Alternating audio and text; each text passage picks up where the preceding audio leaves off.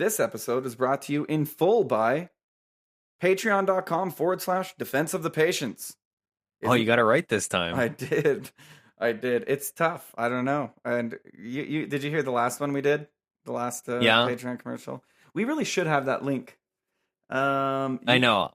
You got a degree. Are you really organized? Are you an organized individual? I feel like you have to have... No? No. I mean, I was organized to get my degree. I finished magna cum laude too. But I don't know. I don't do computer stuff. Well, how about you just take care of the organization of everything? You know what I mean? You can do that, right, Ursi? I don't think I can. I don't think I can. No? Okay. Not for the computer stuff, dude. Are you kidding? Anyway, Patreon is what is supplying the power, literally, to what you are hearing today. Can't thank you enough for all your donations. We'll get to a few more gushings today.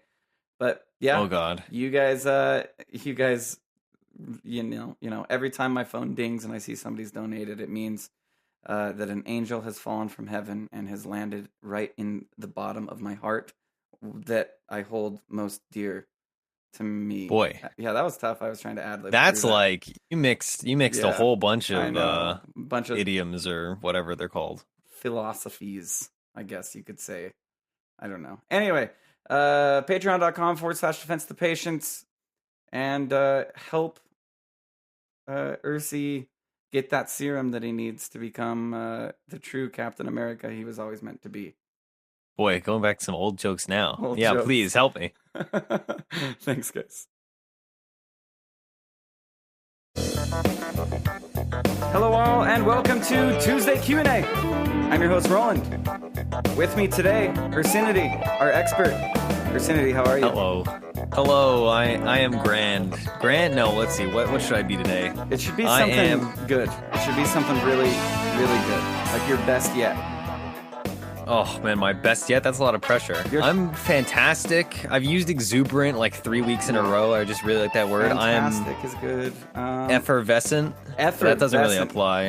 That's a word that I don't know the meaning of. So let's go ahead and say effervescent means like fucking awesome or something like that. Effervescent means vivacious and enthusiastic. Well, then we'd have to keep going because what the hell does vivacious mean? You know what I mean? You don't know what vivacious means? It's like it's like, oh God, how do you define some of these words? Those HTC vibes and some acious on there, you know what I mean? Yeah, basically. Yeah. Well, like vivacious is like somebody that is like full of like enjoyment and merriment and is just like a real pleasure to be around. Okay. Like a real extrovert. Extroverts tend to be vivacious. Would you say that I'm vivacious? To a fault. Definitely too many faults. Many faults have come from my vividity. That's a bit much, my friend. Yes, I think that's how you would say it, right? Vividity? Yeah, well, that's got to be a word. Where's my phone? I could ask it. Google vividity. Let's see, vividity, the quality or state of being vivid, but it's not in Webster's. Well, Webster's is old, man. No, yes, it is in Webster's. Actually, it is in the new one. It's vividity. Vividness. Of a color, very strong, very high in chroma. Yeah, having the appearance of vigorous life or freshness. But its popularity is in the bottom 20% of words. I feel like vividity is one of those words where, like, in the English language, the way that, like, words are built, it is technically a word, but it's not a word that people would ever actually use. Other than you right now. Yeah, other than me that just used it. Anyway, you guys, we have some... I'm not going to call it sad news because I don't find it sad at all. I hope you don't either, but Monday, Tuesday, and Wednesday, gone, /bam, gone. 4-day week. Yep. 36-hour days. Yep. There will no longer be Proudland. There will no longer be Tuesday Q&A, and there will no longer be Wednesday one-on-ones. Instead, we are going back to a casual Monday show where we will have guests. So it'll be an amalgamation of the Wednesday show and our old Monday shows that Cyphus and I used to have. That's what we'll be doing on Monday. Then we will of course still have Theorycraft Thursday, and on Friday we will still of course have the .pro show with Breaky CPK. So we're doing a little bit of slashing on as much content as we're putting out because we realize it's a lot for you to handle and for us to do. And we want to focus on making sure we're bringing the best content and not content for content's sake. Yes. If I'm just being as honest, like I could probably give you some PR answer, like, my baby's really growing up and it's getting harder to do, but that's not the reason at all. The reason definitely being that Theorycraft Thursday, to be honest with you, I didn't listen to it for a very long time. I had no idea if it was a good show or not, but I have recently started listening to DotP. I have recently started listening to it, and I realized that our strongest shows are Theorycraft Thursday and the Friday show, in my opinion. I feel like they're really good shows, and I really liked our old Monday shows as well. The whole point of this is to have fun and to make good content, and I can tell that Proud and Ursi are having fun on Theorycraft. I can tell that Breaky's having fun with Z-Rock and all the guests that he brings on Fridays, and I want to bring that same enthusiasm and fun back to the Monday show. And so for now, we're going to have 3-day weeks until ideas come, and ideas, as you know, with Defense of the Patients, come often. Ursi, are we going to go ahead and solidify this idea we were just talking about with you and the stream and the thing? Oh man, I wasn't, but now that we're Can we now solidify it? I think it's pressure. a great idea. So Okay, go ahead. Were you going to summarize my idea? Or should I think you Okay. should. You should. I think it's a great idea. So everybody knows that I don't play solo ranked, right? And so I have not been streaming recently because after hitting my goal of 5K, I stopped playing solo ranked and all that. And I have a secondary account. So what I was thinking of to do for fun is I would start streaming some games from that account and then make another climb to 5K. That account's at I think it's like 37 or 38 right now. And our idea, or I guess it was me and Roland and I. Well, no, I mean, you refined it. Anyway, regardless. So the process that is going to be is that in some combination, it's going to be a streams on a fairly regular basis, hopefully, where I play games and then obviously win or lose, hopefully win. And then we're going to do like a live replay review basically of my own games and analyze why are we winning these games or why are we losing these games and the factors that go into it from a perspective of climbing, in the sense that, everybody thinks, or not everybody, but everybody wants to climb. Everybody thinks they're better than at their own MR. And it's good to have an outsider perspective, and it's not like I'm some 7K god player that is just going to stomp through all these games, right? So I think that's the framework for the idea. It's basically it's going to be live, casual streamed games where we're going to be talking and analyzing how we're doing things, and then we're going to do live replay reviews basically of maybe not all the games, like maybe if it's like a 3-hour stream, let's say, we'd play 2 games, then analyze one of the replays, or maybe spin through both. But some combination of replay reviews and live things, and it'll be on YouTube probably in something. Otherwise, it'll just be in our Twitch VODs. It was an idea that literally was formed less than an hour ago, but I feel like it's a great idea because I always hear you talk about things in a broad sense because you understand them, and you're going to become a teacher, so you understand where I'm coming from. Where if you need to teach something, you need to be able to make it make sense to me. Right? Yeah. It may make sense to you that that's a trash player. I'm going to use the same analogy that I used when we were talking about the idea. But when you're like, oh, this guy's trash, and I'm watching him play, and I'm like, I don't know what you're talking about. I think he's doing really well. Well, if you expound upon why he's trash, maybe I can understand that, oh, he's trash because he's playing way too forward into a hero you shouldn't play way too forward into, that hero being, I don't know. Anybody, I guess. And so, I feel like it's going to be a show that will cover that itch for climbing, and it will also have the education on. I just won this game, and we're not going to just watch all my cool plays. We're going to watch the defining moments on how this game turned from from the bell ringing and the game starting to us getting in an advantageous position to us winning. Or on the opposite end, you guys losing. And especially coming from you, and the way you explain Dota, and also your training in teaching, and that's what you're inevitably going to be doing for a living, I think it's going to be really fun to watch, and really also educational as well.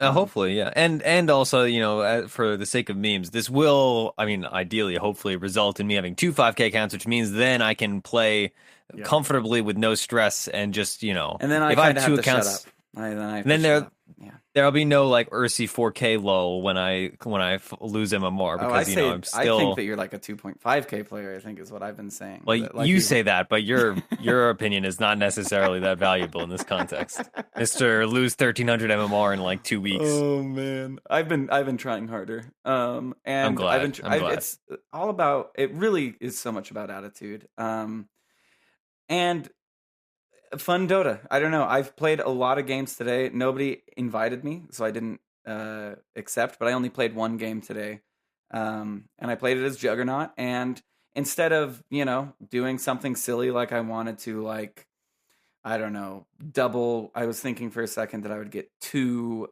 diffusal blades because there's so much agility on a diffusal blade. Oh my god! I instead went the basher because it's like, dude, you already have one diffusal blade. Get a basher and finish it out. Like I already had my Manta. I followed everything. The phase, Aki, Manta, diffusal, blink. Should have built drums. That's what I do when I'm trying to have fun on Jug. Yeah, I've been seeing and I've been seeing a lot of drums. And I look at charges on drums as objectives. I'm like, all right, I've got 6 objectives right here. Like I need to use these as objectives. Yep. But anyway, I hope to see that becoming like a weekly show, Percy. I would hope that it would be like or twice weekly. Because if you're going to be playing ranked, and even if you do play like a batch of 3 games, pick the game that was the closest, or pick the game that was a stomp, and be like, this was a stomp because this. You know what I mean? Because sometimes stomps, I don't understand why I'm getting stomped. Still, I've been playing this game 3 years, and I'm just losing my ass, and I'm just, I don't know why, And it would be nice for it to be broken down, where it's like, you're losing your ass because Elder Titan is in there, and he's just ripping all your armor off, and you're just getting, chopped down by a Juggernaut who's just doing crazy physical, and then Medusa is stone gazing you, which means you're taking even more like something like that. Like, I would love explanations for the reasons I'm getting like one-sided losses. Yeah. So anyway, to close, so it's going to be a more analytical kind of stream, not just like me aimlessly playing games, and it's more about the process of climbing and analyzing games than it is about the actual climb itself. Indeed. Because I didn't want to be like, Wagamama and just like stop a bunch of people like 3,000 and more lower than me. So fortunately, this will be into like the 4K bracket soon, so I won't feel that bad, and then it'll be relatively easy and good and fun. Yeah. So let's get on to the Q&A, shall we? Exactly. But this Q&A, I mean, have you met Cambro? I have not met him in real life. I know Cambro. Have you spoken with Cambro? Yes. Yes. Damn, dude. This guy. Oh, we're starting the gushing segment? This is not a gush. This is... I'm sure it's not. He's probably the best sniper I've ever played with. There was a game that I wanted to win as Meepo. It was my very first Meepo game when I was getting into the Meepo spam not that long ago. And he was sniping people, assassinating people. I mean, the way he was able to go to his ult and click on an enemy that was low and snipe them was like nobody I'd seen. You can talk about Black playing sniper. You can talk about, a few other people playing sniper, but Cam bro? Yeah. Nothing like it, man. Nothing like it. I'm pretty sure he got a new job today, but I don't want to conflate Cambro for some other person. His name's Cameron, obviously, but he goes by Cambro because of the bro show that we had on the Patreon exclusives, where we were talking about you were on that show. The show we dare not go back to. Anyway. Sorry, yeah. Okay, I was distracted. Yes, he did get a new job related to football today. And I was like, man, I'm pretty sure. But, okay, anyway. All right. Are we going to do questions, or are you going to do another gushing thing? No, Cambro. Okay. We'll leave it at Cambro for this episode, but goddamn Cam. Okay. Goddamn all right. Cam. All right, so we are going to clear out all of our remaining writing questions, so hopefully this episode won't go too long. First off, we have one from Noisy, someone who I've been playing a lot of PUBG with. You won't say his full name, huh? I won't because it's improper and That's fine. We don't need to talk yeah. about words on this show. Never Yeah, again. boy, Never we're only again. gonna get ourselves in trouble. Ourselves or me, man. Jesus.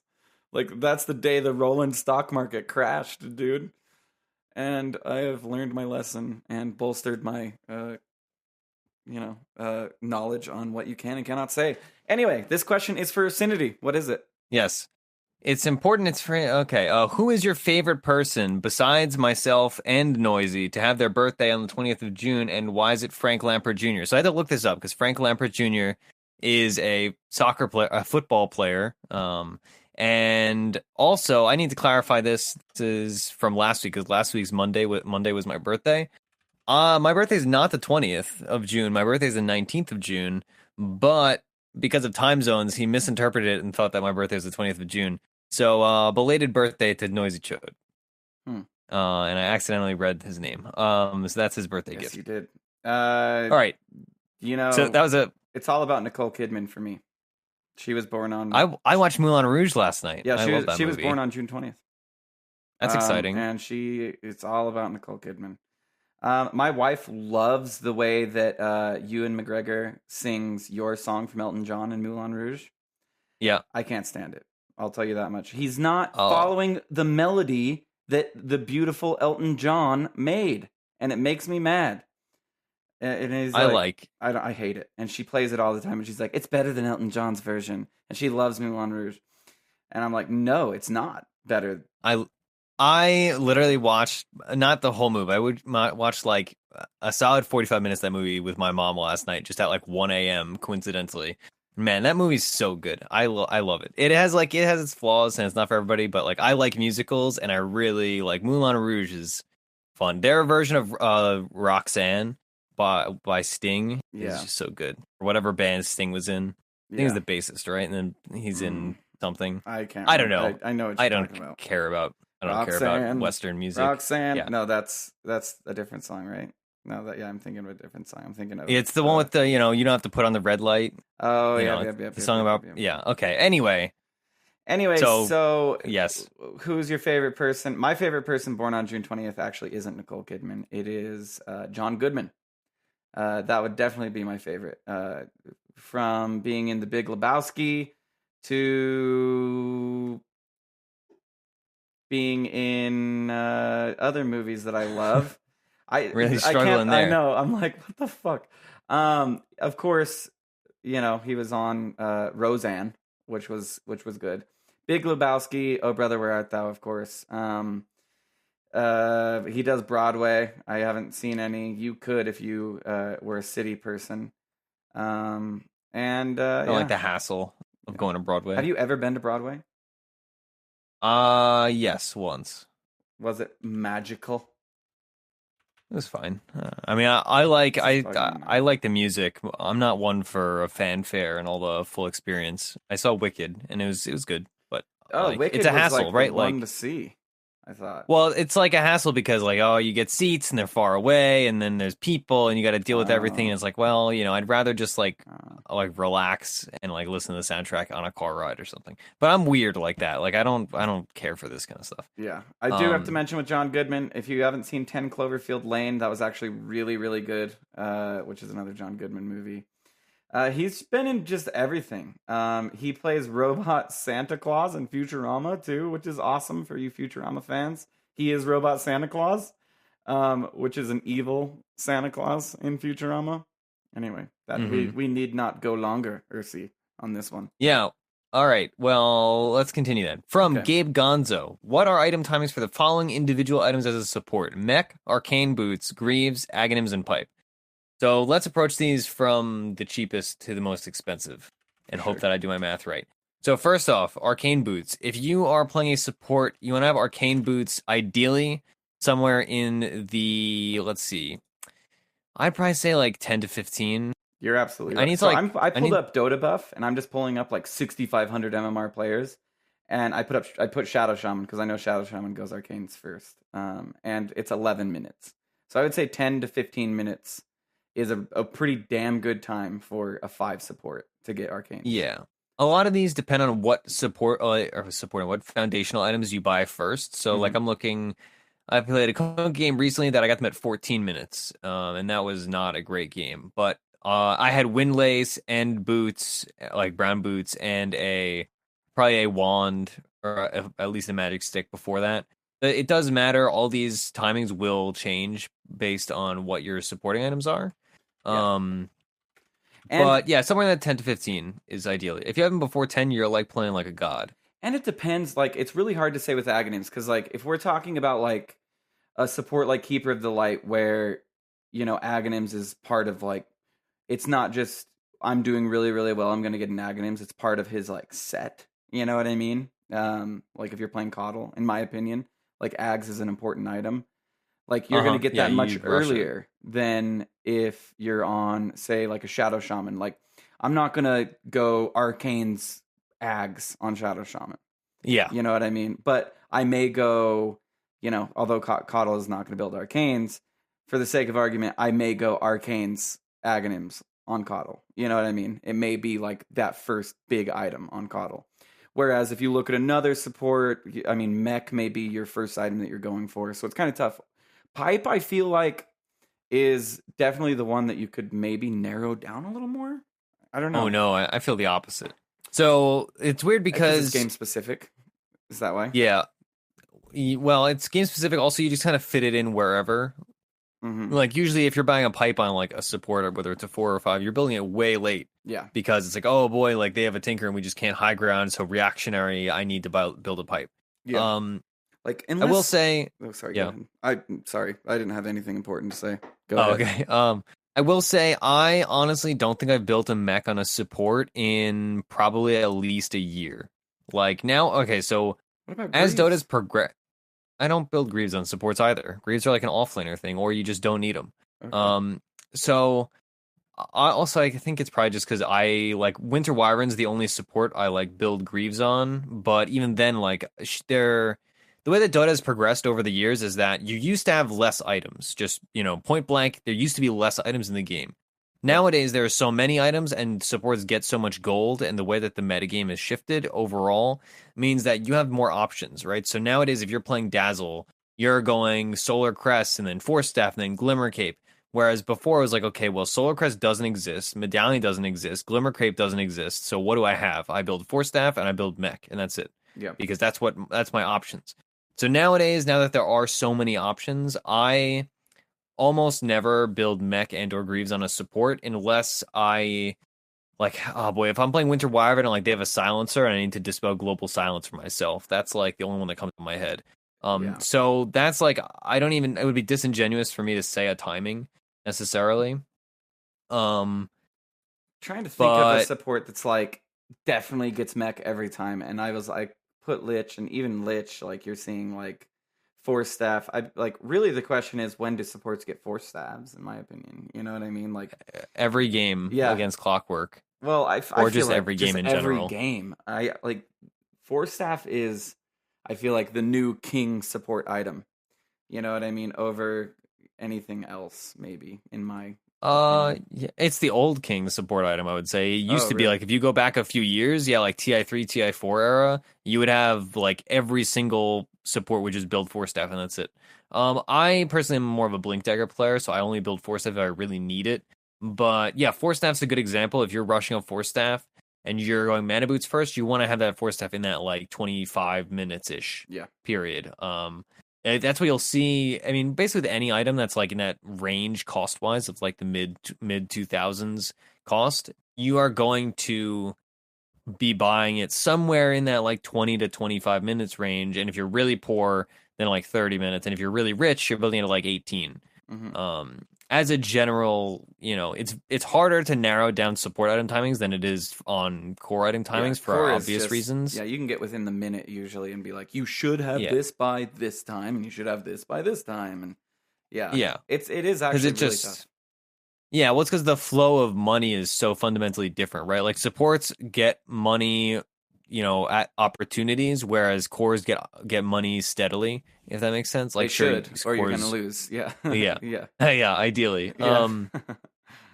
So So yeah, I'd say Ags is always last. I mean, if I were to answer the Ags question, because I feel like that's the only other one that you could give, it would be like 40 minutes. You know what I mean? If you have an Ags at 40 minutes on a support, you're probably doing really good. The only time you're really going to necessitate Ags, I think of like 60-minute games where I'm on Lion and I have my Blink and I have my Force, and it's like, all right, I guess it's Ags time. You know what I mean? Where, a lot of the Ags are really awesome, like Witch Doctor Ags. Everybody loves it. It's really awesome, but Glimmer Cape means that you can even get your ult off in the first place. Yeah. So you got to get the Glimmer Cape, and then you got to get Ags. I mean, there are very, very few support heroes. I mean, I think Coddle maybe being one of the few that are like, I'm rushing to my Aghanim Scepter. Coddle's really the only one that comes to mind at all. Yeah. Like a lot of heroes will get one item and then Aghanim Scepter. And even Coddle, like some games, or in a lot of games, I should say, people will go Force Staff or Glimmer Cape and then Ags. But it is perfectly legitimate strategy, and in some games when you can get away with it, to just go, Brown Boots, Windlaced, Magic Wand, Aghanim Scepter. Yeah. I mean, what it allows you to do, it just gives you 3 more really useful things that you have all the time. And the healing. Yeah, and the healing during the day, of course. And if you're playing in a coordinated stacks, there's nothing better than being like, shit, I just TP'd bottom and the fight's top. And Coddle's like, I got you, bro. And you're there, and you're like, yeah, Coddle. Sweet, man. All right. Yeah. Let's move. This is a hard one. I feel like there's no real definitive answer here. I feel like it's like... Yeah, it just varies too greatly compared to, like, if you're talking about anti-mage, it's like, all right, you're going to have your Battle Fury by 16, you're going to have your Manta by 23, you're going to have, yada, yada, yada. And I feel like it's a little harder minutes. to do on the supports. I feel like if I, like, my really good anti-mage games, I have Treads, Battle Fury by 14 or 15 minutes. And I'm like, fuck yeah. You know what I mean? Like, this is a good game. This is going to go well. Yeah. And then, like, 24-minute Manta. But if you're getting a 14-minute Battle Fury with Treads, it's probably going to be more like a 20-minute Manta. Yeah, ideally. Yeah, ideally. But later than 25 minutes is pretty bad. And then you could go into like Radiance timings, which are pretty easy, right? Like if we talk about Radiance timings on Alchemist, like you get, your Armlet by 12 or your Armlet by like 8 Armlet minutes. by 8. Yeah, Armlet by 8.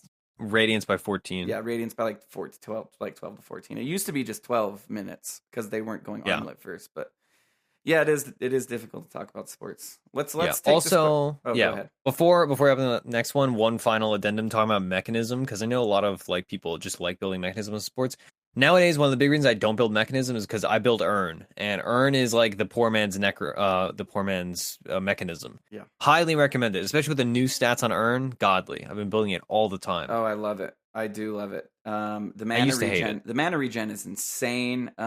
Especially, and the other thing with supports is it's pretty tough to find supports that can afford to do their whole round of spells and mech the team after.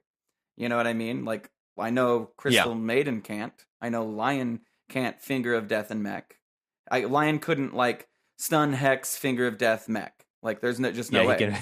He can barely cast his own spells, much less use items. Yeah, so you're absolutely right in the fact that, like, what is Underlord's timing for Greaves? That's a good question. 20 minutes. What is Necrophos' timing for Greaves if Necro's playing that way? Because there's a bunch of different schools of thought for Necro, right? Necro, you just buy whatever the heck you want to buy. On Underlord, you should be finishing Greaves in 20 to 25 minutes. Yeah, and so... With, like, And those heroes, it makes a lot more sense on... And I understand. I get what you're going at, but for the longest time, I did as well perceive Mech to be a support item until Viper came along. And I was like, wow, I get Mech and all of a sudden I'm unkillable. And Viper really, it does drain your entire mana pool, but after I ult, and like I can ult in Mech and still like shoot like 4 or 5 Qs, 4 or 5 orbs. And it's like, okay, that's fine. Like I did my job. You know what I mean? So anyway, we can move on. All right. Yeah. Next question. From Dwarves C. When should you abandon a lane? Specifically for off lane, in what situation should you abandon a lane and just go jungle? Now, that when you can't interfere with the enemy hard carry's farm, or if you're getting completely zoned out or just straight up murdered. Keep up the good work. All right. Thank you. We will. So let's approach this lane by lane. First, we'll use his example of the off lane. So if you are in the off lane, Can we and create you like a cannot scenario, like I'm Centaur? Dungeons and Dota style. Well, yeah, Okay, like yeah. because that's how I always figure it is. Like I'm Centaur, and I'm like I leveled return. What the fuck? Why am I getting zoned? Like, what are the heroes that? Okay, we don't have to do that, but you can answer it more in a broader sense. I was thinking. Like, Okay. Go ahead. My bad. All right. So in a broader sense, right? You have to think of what is your goal as an offlaner, and are you accomplishing that goal? And what can you do to make yourself accomplish that goal, right? So if you are playing an offlane Darkseer, right, you're not going to get zoned that hard because you're just going to put iron shells and you're going to push, right? So you're getting stuff out of that lane, and you are putting damage on the enemy carry, and you are accomplishing your primary objective of getting stuff and preventing and inconveniencing, at the very least, the opponent. Whereas if you are, let's say, like an offlane Wind Ranger, which is historically not as good of an offlaner right now, she rather, is going to try to go up the offlane, and then the enemy team is just going to kill you, right? Because they have like Shadow Shaman and a Spirit Breaker, and they have a carry anti-mage or something. And so you're just going to die, right? So you are literally accomplishing nothing other than dying, right? So then you have to say, all right, as Wind Ranger, how do I get stuff out of this lane? And if I cannot get this stuff out of this lane, then you just have to leave, right? Yeah. So you say, all right, they used a ton of mana. Let's say like you really fought tooth and nail and you just barely died in that off lane. Then if you come back, you're going to have full health and mana. You have, let's say, a set of tangos and like a null or whatever a Wind Ranger has. The enemy team is exhausted, so then now you can enter the lane, and even though you've died once, now you can get stuff and get levels and be fine, right? So you have now accomplished your goal of being able to get things by dying. And so even though your lane seemed really bad, you shouldn't have abandoned that lane, right? Because once you come back, that lane is easier because they have expended things. Conversely, if they have a bunch of clarities, or like if you made a misplay and they did not have to expend a ton of things to kill you, then you coming back to the lane just means you're going to feed again. In which case, yes, you should abandon. You leaving lane, though, especially as the offlaner, is very hero specific because some heroes do great by leaving, right? So if you're a Beastmaster, you can just leave and you say, all right, whatever, this is not going great. Beastmaster's pretty easy to kill. They have a kill lane, whatever. Instead of feeding, I'm just going to jungle. And then, you just make the best of it. You wait for them to push. When they push, you get the creeps that are at your tower. And when they're not pushing, you're just jungling those camps nearby your side of the offlane. Enigma being another example, a good example of this. Yeah. Whereas if you're playing, I was gonna say bad examples, but and then exactly.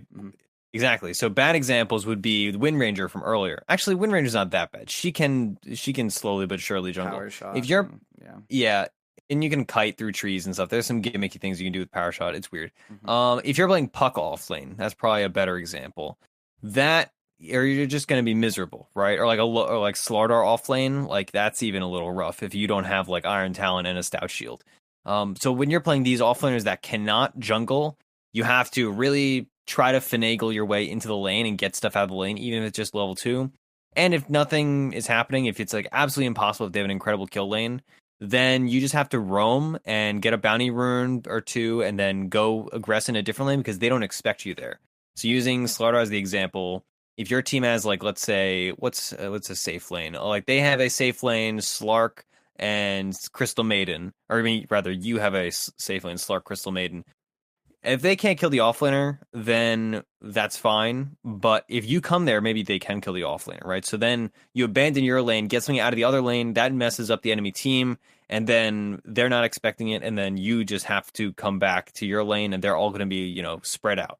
Also, nowadays, a lot of people roam on mid, so wait for them to roam on mid, and then, your lane is freed up a bit. Yeah.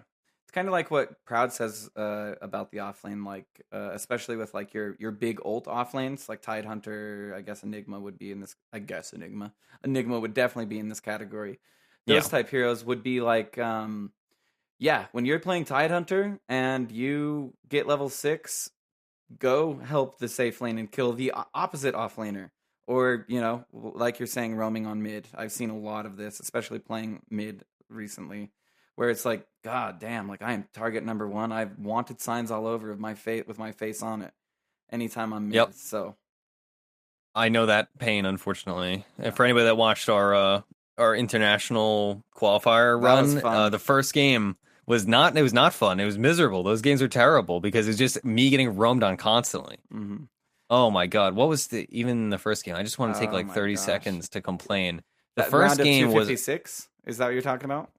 Because you got to buy on yeah, round of 512, and then you went yeah. 256, Okay, so I 128. played Invoker in that game, Yeah. and the enemy team chain ganked me with okay, so it was Invoker versus PA, which for anybody that listened to the Bowie episodes, he talked about it. That's a great matchup for PA, but a playable matchup for the Invoker. But I got roamed on by Night Stalker all the time. I got roamed on by Vengeful Spirit even once or twice. They were just constantly running at me, and it was actually made me never want to play mid lane ever again. Like I still, we still won, and I still did fine. Well, we ended the game really fast, so I didn't need to do anything. We played LD and he just won. But yeah, playing mid sucks. Getting roamed on. Anyway, okay, that was our tangent. So yeah, roam if you need to, especially if you're like a Slardar or a Wind Ranger and you can actually deal damage or whatever. You just have to get something. Like it's there's that fake quote that everybody says like, oh, the definition of insanity is doing the same thing over and over again but expecting different results, which is actually not an Einstein quote or whatever people attribute it to. Most quotes are fake, fun fact. So don't do that. Like if you're not getting stuff, if they're running like a really good safe lane, like it's like Slark and AA and Sand King, right? You're just gonna die constantly to that lane, right? You have no chance. So don't like die once, learn your lesson, then leave. But you have to kind of gauge it, so it's a little hard. But if the same thing is happening over and over again, don't just go die again. Just go farm, get something somewhere. Like I would say, even to the wandering puck that has no place to go and is just a sad little fairy, there are bounty runes all around. You know what I mean? There are Yeah. bounty runes, and you can go, like you said, you can go roam on mid. Like if it truly is like you were just shut out, you'll be able to find experience. Then eventually laning phase will end, and then you can start to catch up again. Because laning phase does end, you know what I mean? And although it feels like forever, and you're like, I'm just getting nothing, and I just die every time. Stop dying. Proud put it once where he's like, your time is better spent just killing a small camp than dying. So just go kill a small camp if that's what you have to do. Like, don't die. Don't keep feeding the lane. Yeah. Also, don't forget your shrine coming up at 5 minutes. That is, that's why offlane was so easy when you could shrine at minute 0.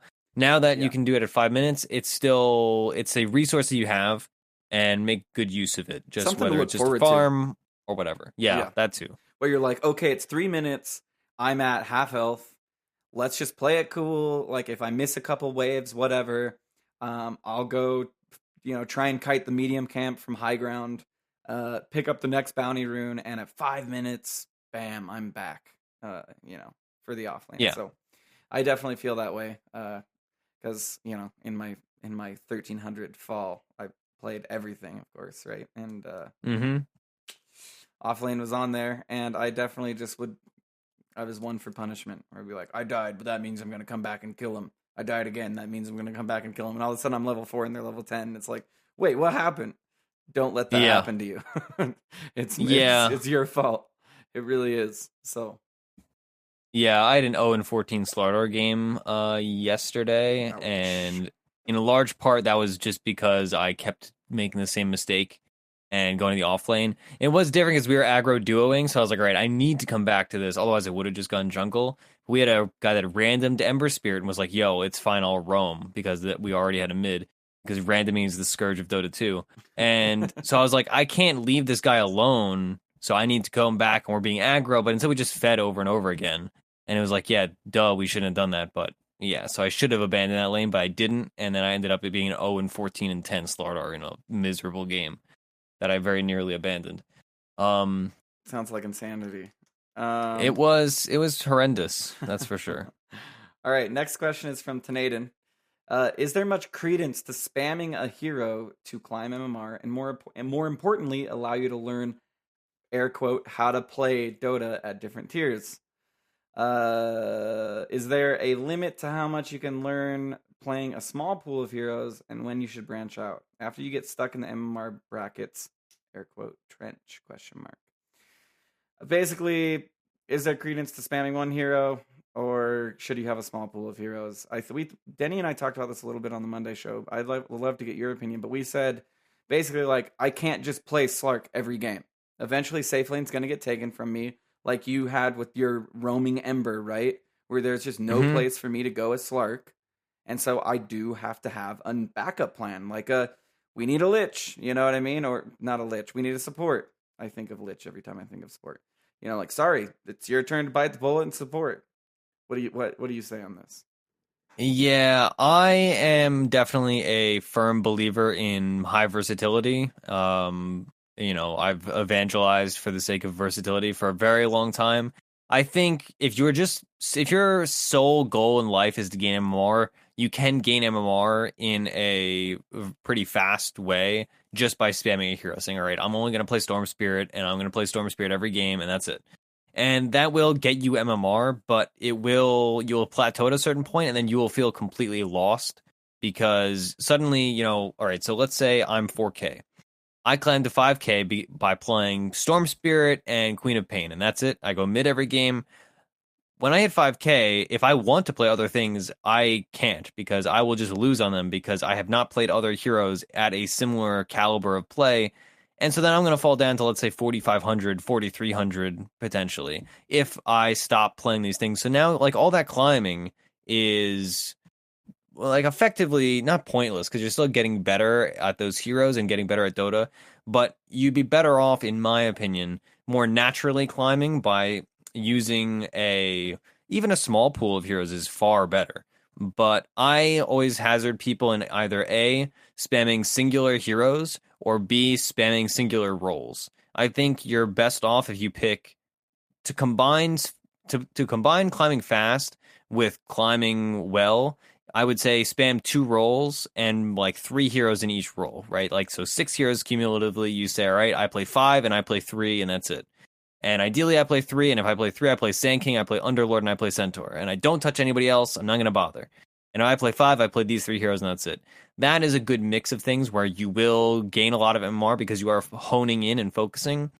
But if you are climbing solely in one position, if you're only playing carry, or if you're only playing mid, or you're only playing support, you are going to lose the flow of things in other roles, right? You don't need to do everything, but you need to do more than one thing, whether that's one role or one hero. So that's my generalized advice. You will gain MMR fast if you just sit down and say, I'm going to play 30,000 games of Storm Spirit or 30,000 games of Veno. Mm-hmm. That'll get you MMR, but that MMR is, that's short-term gains versus, potential long-term gains if you do it the other way. I honestly couldn't agree more. And I think, I calibrate at 3,100 and I play 5 and 1.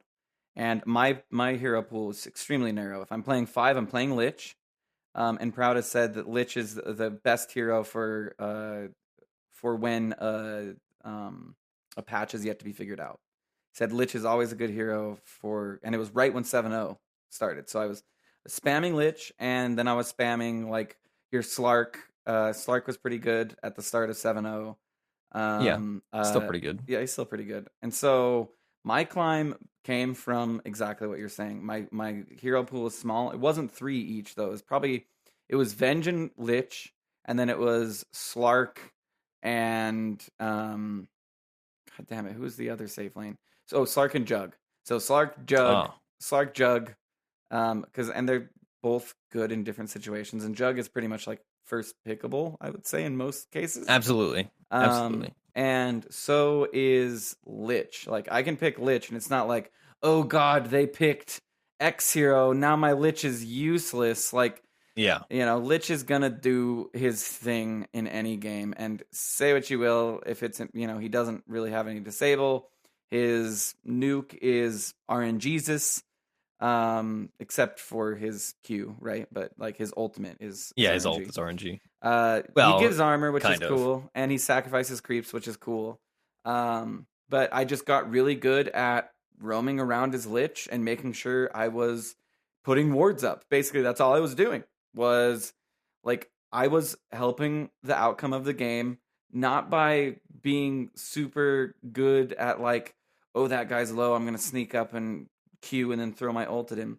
But by just putting sentries everywhere, or by just putting observers everywhere, or alternatively playing Jug and following the same build every single time, where it'd be like, okay, I start with, this is back when you could buy Poor Man's Shield, so I would start with, Stout, Double Tango, Mango, and then I would get Poor Man's Shield, and then I would get Quelling Blade, and then I would get Phase, and I'd get Aki sent out, and, onto Yasha, onto Manta, onto Diffusal, and so on.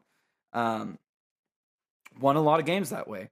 But then when I started being like, Doom looks like fun, this hero looks like fun, this hero looks like fun, I dropped almost immediately because I played 4 heroes. And most of the time, I played Lich because safe lane was taken.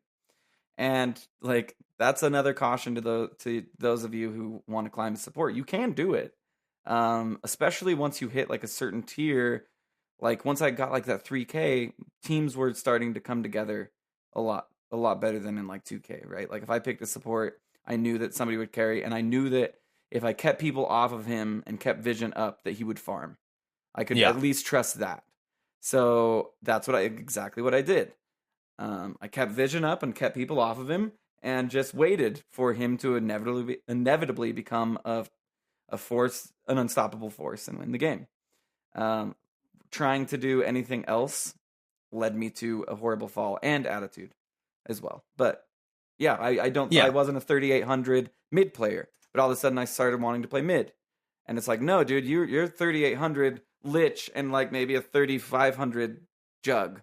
You know what I mean? Like you're not, and you're maybe a 2,800 Storm Spirit mid now. Sorry, like it didn't transfer. Yeah, you know what I mean? You're getting owned now, and so it's like it's just like it's a way to not cheat the system. That sounds very negative, but it is a short-term fix for that is not applicable because Dota is such a long-term game, right? Like in the short term you will benefit, but in the long term you'll probably be annoyed.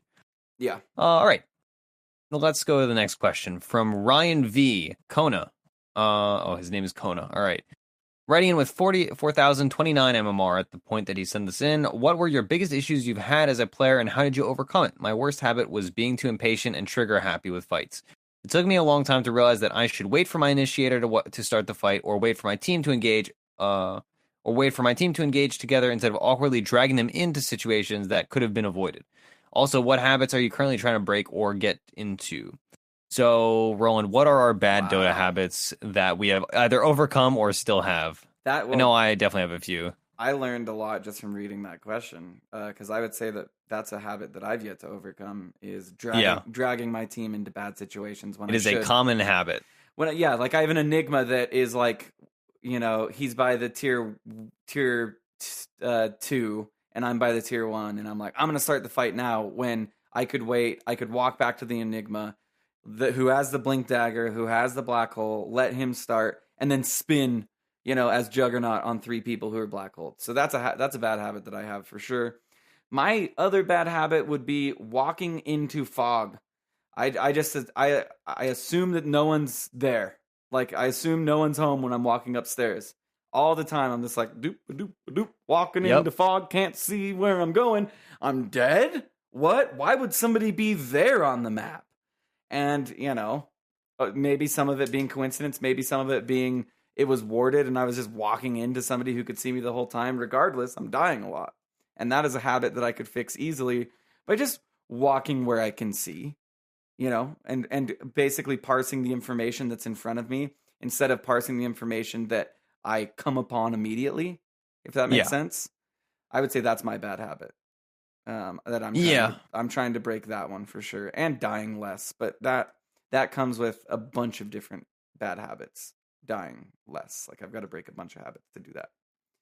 Yeah. What about you? Let's see. My bad habits. I mean, we've talked about like ranked anxiety on the show many times. That's not necessarily a habit. That is a thing that has affected me as an issue I've had as a player, both in Dota and in other games. But Dota specific mechanical problems that I have had to fix are mostly, I would say, build specific things where I would be like, all right, when I'm playing, like, all right, I hate Diffusal Blade. Like, I would just not build Diffusal Blade for a very long time. Or I would, like, insist on building Blink Dagger in a 4-staff game, right? Like I was talking about earlier, I'm a Blink Dagger player. Like my Blink Dagger is my most bought item other than boots by like a good margin. I build Blink Dagger on all kinds of heroes that you don't typically build Blink on, and I would kind of fall into a rut where I'd say, all right, I'm playing. I don't know what's a good example of a hero that likes Blink but doesn't necessarily need Blink. Kunkka, like Kunkka buys a lot of items other than Blink, but I would play a game and I'd say, all right, I'm gonna buy like mana boots and a windlace, and I'm just gonna go Blink. When in reality, I should have built separate items beforehand, or I'm playing Rubik and I'm choosing between 4-staff and Blink, and I choose Blink because I like Blink. When actually in that game, 4-staff was the better play. So I have definitely I've conquered that, but as recently as probably I don't even know, like a year ago, that was a big issue in my play. And even now, I still impulsively, I'm just like, I'm going to be able to Blink. I want Blink. I don't want some stupid 4-staff. I want a Blink Dagger. Similarly, like BKB, I think this is a problem everybody has at some point in their Dota career. I begrudgingly build it now, but even now, if I'm playing in like mixed skill parties and I'm like down like a couple thousand MMR, I'm just going to not build a BKB because I don't want to build a BKB. I want to build something that's more exciting and more, high action oriented, even though BKB is a fun item. Like you get to do things. And it is the epitome of action item, if you think about it. Yeah. But it doesn't feel that way. And that's another habit that I want to add to that list that I need to break is so many times I'm like, I'll get BKB after this item. But no, I'm dying. And it's straight up to magic damage, and I know it. I'm getting CC'd, I'm getting nuked, whatever. And I know a BKB is the answer. But I want to finish my Manta. I've got to get my Manta. And it's like, no, just build a fucking BKB. It's not, and I begrudgingly build it too from time to time. But my problem is I never built it in the first place, so I'm bad at using it. Whereas I see people who build it all the time, and like a Chakram from Timbersaw's like coming at them, and they just instinctively hit BKB. You know what I mean? It's like, or they hold it really well because they're like, oh, I'm going to die regardless. Yeah. Yeah. And like, they're just really good. Whereas when I buy BKB, I'm still bad at using the item, even though I buy it now, which is the first step is buying it. Obviously now I just need to know when to use it. So I will say even now I still play many games where I should build BKB, but I build Lincolns instead. Cause I'm like, well, it's defensive enough. Me too. I'm like, and you justify it too. You're like, my main issue is the Necrophos. Yeah. It's not the Lion. It's the Necrophos. So I'm going to build a Lincolns. Even though Lincolns is good against Lion, but Lion can break it in 3 different ways. So 4 different ways. Sorry. So yeah. I will say as my last problem in my Dota play overall, and this is a historic problem as well as a current problem, and it's a problem that Proud has spoken about many, many times. I think too highly of my play at some points in games, itemization and play wise, right? I frequently die to that like one last creep syndrome where I'm like, oh, I just want this one last creep, or like, oh, I'm really close to an item. And also like I'll just not build BKB. Like if I'm playing Invoker, I almost never build BKB on Invoker unless I'm really desperate to win a game. And that's because a lot of times, even if I need a BKB, I'm like, all right, well, I have a Blink Dagger and like all these defensive items and stuff that are not BKB. I'll just outplay them and it'll be fine. Better, yeah. Just play better, and I don't need a BKB. Exactly, and that's like frequently that's like almost a point of like advice that I give other people myself. It's like at a certain point you can get away with things because if you just play better, but that's not a reason to do things. That's a like secondary thing. Like, oh well, this worked out by happenstance because I was just playing really well that game. That's a gambler's But so I mentality. frequently. Yeah, it's just like narcissism and like it's like a way too high Dota self-esteem is where I'm like, well, like I'll just win, like I'll figure it out. Like I'll just play better and I'll make it work and it'll be fine. When in actuality, I could make life easier and just like build a BKB, or I could not go for the sneaky play. I could go for the basic play, stuff like that. That's still a problem I have, especially when I'm playing in stacks where I'm like, this is an unranked game at like a 4K average, like I'll be fine. And then I just feed or I do something dumb or I pick too greedily and then then we lose our lanes and it's like, well, I'm playing OD and I have a Midas, but that's it. Like I can't, my team lost all our lanes. Like that's just not a winning situation. Yeah. No, I couldn't agree more. All right. We have 2 more questions. Yes, we do. All right. This is a fun question because I feel like just from watching today in the group stages. So Kuma Mizu asks, what are the best heroes to climb with right now? In contrast, when he asked pre 7.0. I don't know about best heroes to climb with, but I'm seeing a shitload of Queen of Pain, whereas I wasn't before 7.0. I'll say that much. Puck as well. Puck has made a crazy resurgence. No, don't you? You don't think? Not. Maybe I think not in the Puck pubs. is. Maybe in pro. I don't think. Yeah, I don't think Puck. And I guess he's asking Quap to climb with. That climb, is not a good hero to climb with. Yeah, Puck is historically one of the worst heroes to climb with because you can be really, really good at Puck. I mean, now it's not as bad as it used to be because of his talents and his itemization. But it used to be the class thing was like some 7K player would absolutely wreck a game as Puck and then not be able to close it out. And the enemy team has like, a more generic draft and they just push to win. Yeah. And once Puck expends his spells, it's just kind of like, okay. Yeah. I'm not on the Quap train either.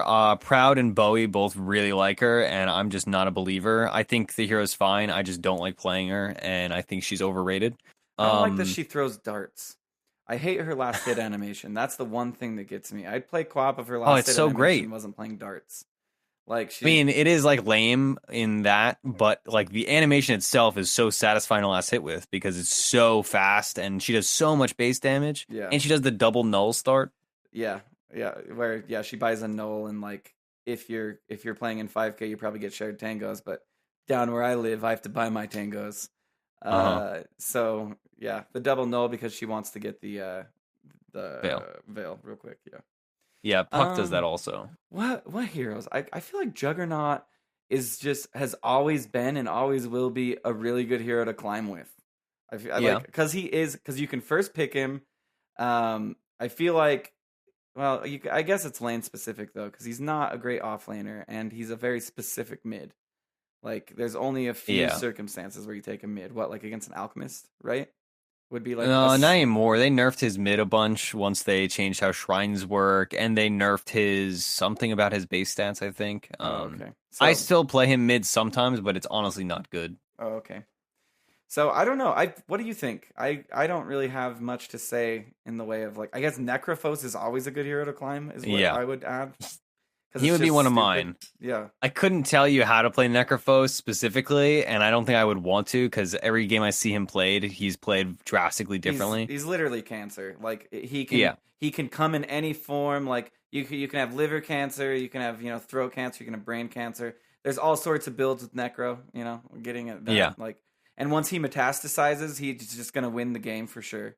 Hate to put it in the terms of literal cancer, but he is literally cancer. I don't feel like they fixed him at all as far as like not being able to buy back. I've said this multiple times, but like, okay, I'm up against a Necro, I get Reaper Scythe, I buy back. The Necro has an Aghanims, he Reaper Scythe me again, and now I'm dead for longer than I would have been dead previously with his old Aghanims. It's like, we're going to change his Aghanims by, instead of you can buy back when you die from it, but we're going to make the cooldown like 20 seconds. It's like, what? Yeah. Why? Can we just not do that death timer thing? Can we just gross. not do that? That would be great, please. I wish it did the damage instantly. That's one of my big gripes is that you can use it as a setup stun to deal damage. Like you can blink at somebody, ult them, and then E-Blade Dagon them. Yeah. And it's just... Or like Lion. Or like if you know your Lion's coming and can finger. You know what I mean? Yeah, and exactly. Finger's going to make the difference. Like you can just be like, all right, I'm going to set it up, and then Lion's going to Force Staff and blink and then walk for 5 seconds and then Finger of Death, and now you're dead for 3 years. Goodbye. Yeah. All right. Yeah. So. Sorry. Do you agree? Okay. Like, Necro? I mean. Yeah, Necro's good. Just play wherever the heck you want. Healing in general is just strong. Necrophos, Omni Knight, Dazzle. Not Dazzle as much. I love Dazzle, but I agree. Dazzle's good, but Dazzle I wouldn't put in the caliber of those other two heroes. Yeah. All right, so if I had to pick one or two for every single role, I would say 5. I would play Rubik and Jakiro. Jakiro is good in all games. Rubik is very high skill cap, so if you are climbing gradually, you're going to he's going to carry you the whole way through, and both those heroes are never bad. If you're trying to pick heroes to climb on, you want heroes that are just good always. And sometimes they'll be better, and sometimes they'll be worse, but they're always going to be at least all right. Mhm. 4, I would say Spirit Breaker's number 1 and Ricky's number 2. Ricky Ricky's as way a high skill cap 4 is incredibly effectual, and Spirit Breaker is, I was gonna say idiot proof, but Spirit Breaker is just really good. Like, he is effectual. He forces action, so you can lead your pubs to like make stuff happen. He can win all your lanes for you. He has like 1,000,000,000 armor. So he's very like, you can make mistakes, but the fact that you have 8 armor and 800 health at level 1 means you're gonna be fine. Mhm. Threes, I would say threes. I don't have like a specific one. Like Axe is probably the best pub 3 if I had to pick one. Wait, well, But supposing you can get a blink dagger and you can get blade mail, axe is the worst thing to have ever happened to most cores. Most yeah, cores are like, oh god, there's an axe with blink blade mail. I'm just dead. That's it. I'm dead. yeah. Okay, I'm dead every time I see it. 2, I would say if you're trying to climb, Zeus is very good just because he's really good at winning pubs, magic damage. He has a ton of damage. He has a decently high skill cap, contrary to popular belief. I think a lot of people see him and say, "Oh, that hero is so simple." All he does is nuke, but he actually has a lot of skill cap in terms of your laning phase and making sure you're getting maximum damage out of your arc lightnings on your opponent and not getting killed. And also the Positioning. itemization Yeah, he builds. Yeah, positioning. it's positioning. All about He positioning. is great. Mhm. Another mid I would say is really good for climbing would be, I What about mean, Invoker if you want Snipper? to put in the time. What about Sniper? Sniper's pretty good, but he has weird peaks and valleys, and Clockworks are really popular right now. Oh yeah, Um, yeah. yeah. I've seen a fair amount of Shadow Fiend. I mean, Oh, Ember Spirit Ember also. Spirit, yeah. 2 Ember Spirit for sure. Mm-hmm. Uh, he's the best at winning pubs, honestly. Yeah, Like, he's no lie. extremely good. Well, anything that's global and has that ability to just be everywhere. Tinker as well. I mean, I get wrecked by Tinker all the time. Like, which is kind of the similar effect to getting wrecked by Ember. It's just in a different way. Yeah, well, one is a lot more action oriented than the other. Yeah. But yeah, both of those heroes are pretty good. For ones, I would say, um, you can kind of do whatever you want. Like, I think Juggernaut, like Roland said, is probably the easiest example. That's the most good in all situations. Alternatively, Sven is good. Proud likes Sven a lot. Sven's a good hero. Spectre also has always just been a good pub hero because games tend to go later, and you can kind of edge your way out of it. And Wraith King's also really, really good. Like, Wraith King is Oh honestly man, just a good hero. his new Uh, level 25 or I can't remember if it's level 20 or level 25. When he dies, he stuns everybody around him. I think it's Oh, 25. that is so insanely good and fun. Oh man, yeah, I love Wraith King. I do. And he just hits so goddamn hard when you level up that crit. Yeah. Like you're like crit for 200, you level it up. Crit for 400, you level it up. Crit for 800, you level it up. Crit for 1600, and you're just like Jesus. Like you don't even have any Yeah. items, and you're one shotting me. Yeah, Yeah, and he yeah. Level 25 Wraith King will like it is the most frustrating thing because you're like his reincarnations is on cooldown, right? And it's like, yeah, it's on cooldown. Nope, And never. it's like, nope, it's yeah, just think of Wraith King as always having a second life at level 25. So Yep. yeah. Yeah, so basically all these heroes, I would say to wrap it all up, all those heroes have a common factor or common theme that runs through all 5. Or all the heroes that we suggested. Yeah, I agree. Right, you don't want to pick that heroes that are super dependent on other people when you're climbing, even if you like those heroes, it's not going to advantage you as much, right? You want to be able to set the stage and make action happen. You don't want to be reacting to other people saying, "Oh, hey, let's do stuff." You want to make stuff happen. Yeah, couldn't agree more. All right. Last question. Last question of Tuesday Q&A. Forever, always. Yeah, And I mean, always you can and always forever. send us questions on Discord or whatever. From Wee Willie, he said, just wondering if you guys can think of any specific hero cosmetics that greatly impact gameplay. For example, like increasing visibility of the hero or an animation, pets, etc. Cheers. I have a good answer for this. What is your answer, Roland? Terrorblade and Shadow Fiend. Shadow Fiend Ags. Or not Shadow Fiend Ags, What? sorry, Shadow Fiend Immortal. Oh, okay, yes. Shadow Fiend Immortal and Terrorblade Footsteps. The Footsteps on Terrorblade. I don't think the footsteps are not. They're only visible to the Terrorblade's team, unless there's some. It works kind of like pets. Like pets' visibility changes based on the visibility of the hero, and I believe the way that it works for both Terrorblade and for pets is that if the enemy team can see you, they will see those things. But if they cannot see you, then they cannot see those things. There's some kind of weird interaction where it's not super pay to lose. Yeah, Pets are annoying though. I know there are things that you can see in the Roche pit if they're doing certain things, and I don't know if they've been fixed and addressed yet. But those are the two that just popped into my mind immediately. What about you? You got a good example? My probably best example recently is the Slark headpiece, the super chains? rare new one. Yeah, the chains. I have it. It makes Dark Pack's animation so much more visible than the regular Dark Pact. I mean, I'm using it anyway because I like cosmetics. Yeah, I love but it. it is pretty obvious, or it's more obvious than usual when he's using Dark Pact. There are a few heroes that have stuff like that. I can't name any others off the top of my head. Coddled's new immortal charging up the Illuminate. It's it's pretty obvious. I'm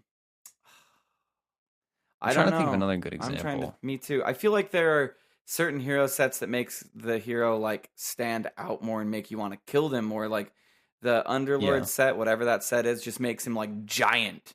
And you're like, I'm just going to attack that giant thing because it's giant. Whereas like the regular model for Underlord is still big, but like not, I don't know, it's in your face. I don't know. I feel like anything that's really super like your Lena, I would probably target your Lena all the time. Just because it's like so glittery and just in your fucking face that I just be like, kill that thing. It's shiny. You know what I mean? Yeah. Whereas if you were just using the base Lena model, maybe you would go by like under the radar. I don't know. I don't think there's anything that's actually broken. I thought pets were dumb when they first came out because I was like, oh man, that's dragon right behind you. That's so stupid. But from what you just said, if it's only visible to you and your allies and only visible if they can see you to your enemies, then what does it matter? I just hate the idea of pets. Like that. Yeah, I'm not a fan. I like that like the CM dog is like, oh, it's like a cute little Arcana thing. I don't like that they made the hedgehog just like for a whole bunch of different heroes. It's for like Juggernaut and Bristleback. Yeah. And it's like, okay, like what? All right, that's fine. I think, okay, so my last example, and I'll tell a good story that's actually pretty short with it. So Kunkka has kinetic gems that allow you to change the color of the X mark. I believe they're tied to a specific set initially. Yeah, blue. That's the best example. It makes the X mark blue instead of red, which means that depending on, I mean, nowadays we have terrains, so this may only apply on certain terrains. But friend of the show, Skrunk, he is one of those people that does not use any cosmetics except the Ice Tiny skin. That's his one thing that he uses. Everything else, he does not use cosmetics. He hates cosmetics. He used to have those mods that would just take all their cosmetics off, but those don't exist anymore, or you get vac banned.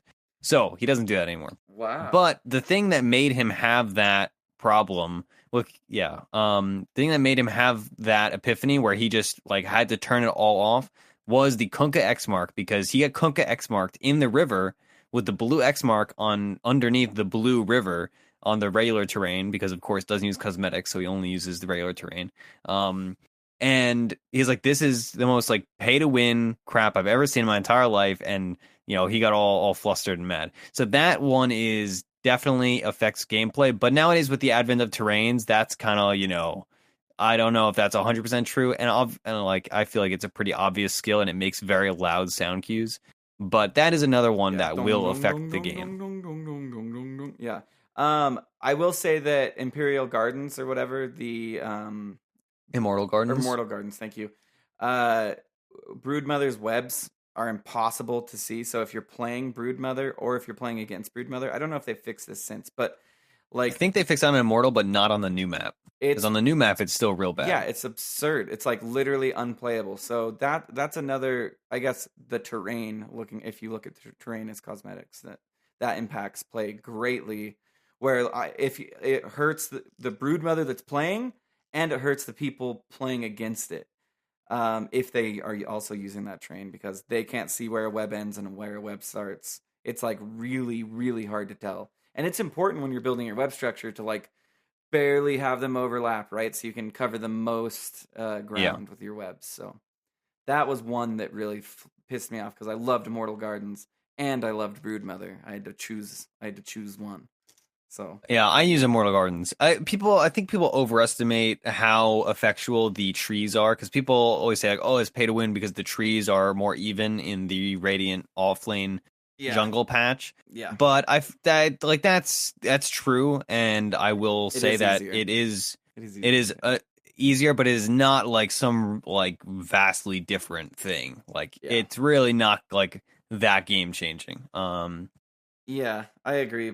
But also with Immortal Gardens, there were like the tree collision, like trying to tango a tree, and it'd be like, no, you want to tango this tree, and you walk, and you'd be like, no, I want to tango. Like, I've gone back. I own like the Under the Sea one. I own Immortal Gardens. I own, autumn Yeah. trains and winter trains and all sorts of trains. And I've just found myself going back to the regular train. I'm just like, you know what? I'm gonna go with what Gaben gave us to begin with, and it's got to be the best because that's what everything's being played on. Although Immortal Gardens at TI6 was cool, that every game was played on Immortal Gardens at TI6 because that terrain was done really well. I also have the Monkey Yeah. King terrain, which I used for a while, but it got old. I don't know. Yeah, I don't have that one, but I Mm, have like all the other ones. I still just use Immortal Gardens. yeah. And like, yeah. And if you do have a bad computer, by the way, you will be significantly advantaged by playing on the undersea terrain because you get the best FPS on that map Because by there's no far. water. That's Yeah, it's because there's no water to but render. your FPS goes to shit if somebody does one of the river vials because Oh, really? because water then populates. Oh man, I'm gonna start doing that Yeah. just to people. Like, may as well, right? Mm-hmm. That's Yep.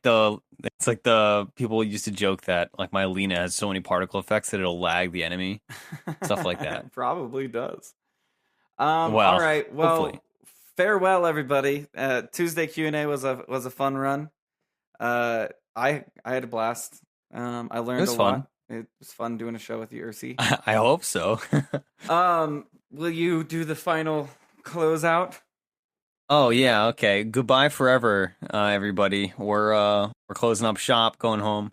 Uh, all right. No, I mean, so send me questions on Discord, and I'll be more than happy to answer.